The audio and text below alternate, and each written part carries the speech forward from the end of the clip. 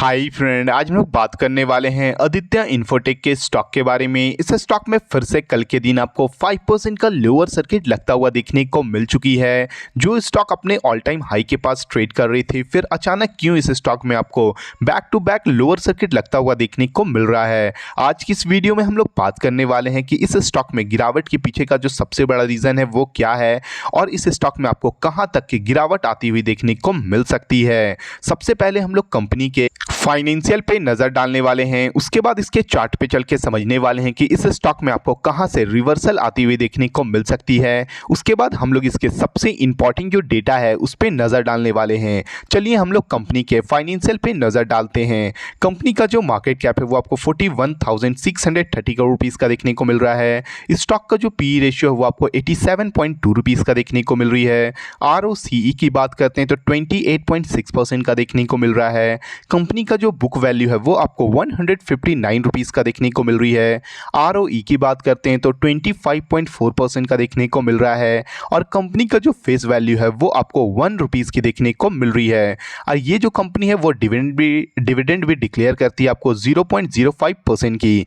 चलिए हम लोग इस कंपनी के गिरावट के सबसे बड़े रीजंस पे नज़र डालते हैं तो वो है कंपनी का क्वार्टरली रिजल्ट्स। कंपनी का जो सेल्स है वो आपको क्वार्टर ऑन क्वार्टर बेसिस पे इसमें आपको काफ़ी बड़ी गिरावट आती हुई देखने को मिल रही है। कंपनी का जो सेल्स आपको मार्च 2026 में आपको ये 1422 करोड़ रुपीज़ का था, वही जून वाले क्वार्टर में आपको ये डिक्लाइन होके 1402 करोड़ रुपीज़ की होती हुई देखने को मिल रही है। कंपनी की अगर हम लोग ऑपरेटिंग प्रॉफिट की बात करते हैं तो मार्च 2026 में जो कंपनी का प्रॉफिट आपको 257 करोड़ रुपीज़ का था, वही जून वाले क्वार्टर में आपको ये 204 करोड़ रुपीज़ का होता हुआ देखने को मिल रही है। कंपनी की अगर हम लोग OPM परसेंटेज की बात करते हैं, जो ऑपरेटिंग प्रॉफिट मार्जिन है वो मार्च वाले क्वार्टर में आपको ये 18% का था, वही जून वाले क्वार्टर में आपको ये डिक्लाइन होके 15% का होता हुआ देखने को मिल रही है। कंपनी की अगर हम लोग अदर इनकम्स की बात करते हैं तो मार्च 2026 में जो कंपनी का इनकम आपको 2 करोड़ रुपीज़ का था, वही जून 2026 में आपको ये बढ़ के 4 करोड़ रुपीज़ का होता हुआ देखने को मिल रहा है।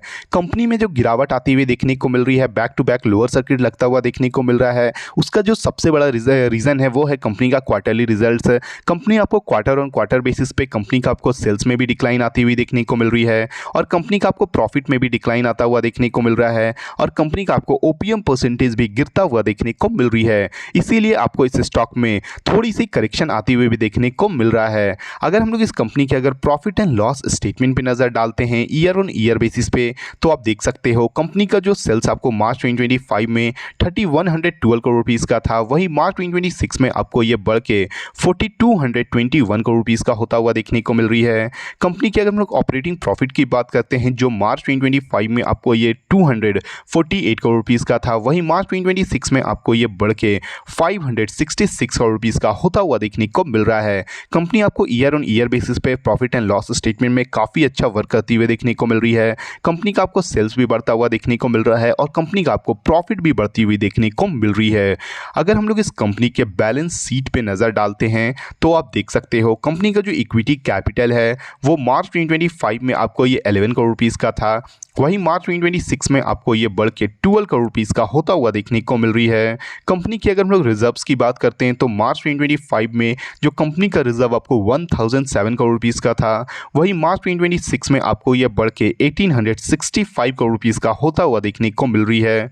कंपनी की अगर हम लोग बोरोइंग की बात करते हैं कि इस कंपनी पे कर्ज कितना है, तो मार्च 2025 में जो कंपनी का बोरोइंग आपको 509 करोड़ रुपीज़ का था, वही मार्च 2026 में आपको ये डिक्लाइन होके 256 करोड़ रुपीज़ का होता हुआ देखने को मिल रही है। किसी भी कंपनी का जो बोरिंग है, जो कर्ज है वो कम होती है तो कंपनी के लिए काफ़ी बड़ी पॉजिटिव न्यूज़ मानी जाती है। वहीं पे किसी भी कंपनी का जो रिजर्व बढ़ता है वो कंपनी के लिए अगेन एक काफ़ी बड़ी पॉजिटिव न्यूज़ मानी जाती है और किसी भी कंपनी का जो इक्विटी कैपिटल बढ़ता है वो भी कंपनी के लिए काफ़ी बड़ा पॉजिटिव न्यूज़ माना जाता है।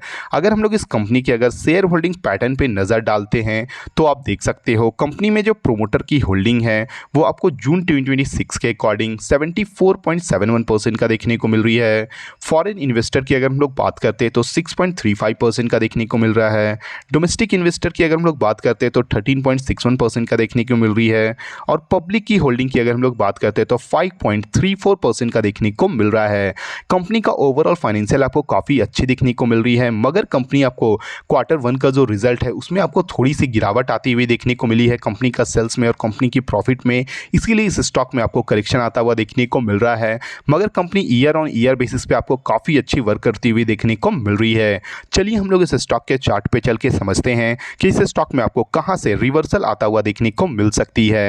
जैसे कि आप देख सकते हैं हम लोग इस स्टॉक के चार्ट के ऊपर आ चुके हैं। ये जो स्टॉक है वो करेंटली अभी आपको 3519 रुपीज़ के पास ट्रेड करता हुआ देखने को मिल रहा है। इस स्टॉक का जो सबसे इंपॉर्टेंट जो सपोर्ट होने वाली है वो आपको 3247 रुपीज़ की होने वाली है। पिछले बार जब इस स्टॉक में आपको 3247 रुपीज़ के पास आई थी उसके बाद आपको इसमें काफ़ी अच्छा रिवर्सल आता हुआ देखने को मिला था। जो स्टॉक आपको अपने ऑल टाइम हाई 4100 रुपीज़ तक जाता हुआ देखने को मिली थी।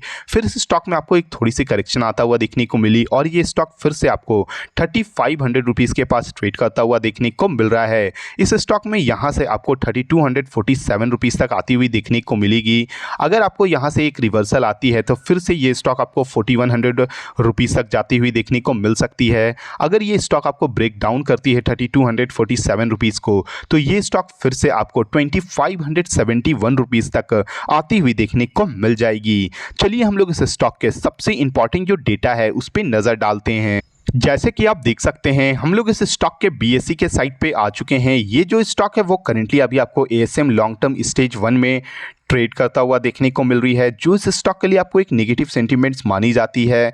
अगर हम लोग इस स्टॉक की अगर फिर भी आज की अगर वॉल्यूम की बात करते हैं तो देख सकते हो आप 14 अगस्त के अकॉर्डिंग इस स्टॉक में आज के कल के दिन आपको 7638 क्वांटिटी ट्रेड होता हुआ देखने को मिली है, जिसमें आपको 5995 क्वांटिटी आपको जो कि 80% आपको इस स्टॉक में कल के दिन डिलीवरी आता हुआ देखने को मिल चुका है। अगर कंपनी आपको ओवरऑल कंपनी आपको काफ़ी अच्छा देखने को मिल रही है। अगर आप इस स्टॉक में इन्वेस्ट कर चुके हो या इसमें इन्वेस्ट करने के बारे में सोच रहे हो तो एक बार खुद की भी एनालिसिस ज़रूर करें, क्योंकि ये जो वीडियो वो केवल एजुकेशन पर्पस के लिए है। अगर आपको इस वीडियो से थोड़ी भी वैल्यूएबल इंफॉर्मेशन मिली हो तो प्लीज़ वीडियो को लाइक और चैनल को सब्सक्राइब करना ना भूलें। Thank you.